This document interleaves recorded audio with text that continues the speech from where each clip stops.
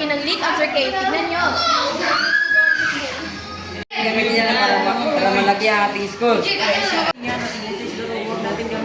Pag mahirap ang exam, at least siguro tayo nasa sagot. Isipin natin, naniniwala tayo sa Diyos kahit wala nakakita sa atin. Alam natin kung tama o mali ang ating ginagawa. Kasi tentatiba, kung gagamitin natin ito, mataas na score natin, pero hindi naman natin pinaghirapan. Review tayo kay Sanong Daya.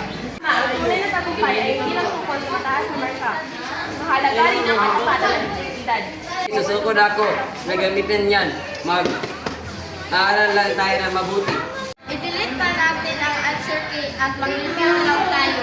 Gustuin ko pa makakuha ng mataas na mark score dahil sa ating effort. Piliin ang katapatan kahit mahirap.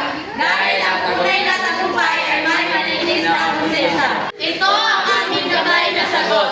Number 1. Ano ang naging advice upang piliin ang action at sagula? Pinili namin huwag gamitin ang leak answer key dahil gusto namin maging tapat sa aming sarili at sa aming guro. Mas gusto namin makuha ang aming marka dahil sa sariling pagsikap. Sa una, naisip ko gamitin ang answer key para mataas ang score namin. Pero naisip ko na mali ang pandaraya at hindi ito tunay na tagumpay. Pangalawa, paano nagsulat ng gabayan yung palalanaya sa Diyos at malinis na konsensya upang laluyan ang mas magaling daan. Ang aming panampalataya sa Diyos ang nagsulat gabay upang piliin namin ang tama kahit walang nakakita. Alam namin mali ang pandaraya, kaya mas pinili namin mag-review at magsikap kaysa gamitin ang leak answer key. Mas mahalaga sa amin ang pagkakaroon ng malinis na konsensya.